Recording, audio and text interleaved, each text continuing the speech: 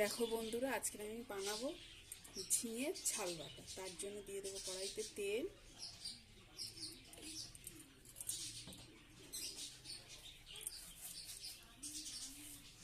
কালো জিরে,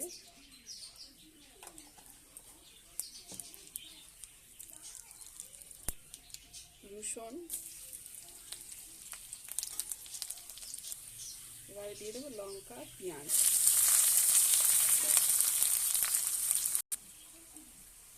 এটা আমাদের ভাজা হয়ে গেছে। এবারে ঝিঙের ছালটা দিয়ে দেবো। ঝিঙের ছালটাকে আমি সিদ্ধ করে বেটে নিয়েছি।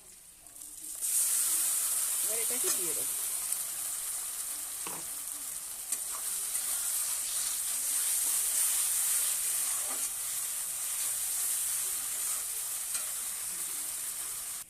দেখো বন্ধুরা, এর মধ্যে দিয়ে দেবো লবণ, হলুদ,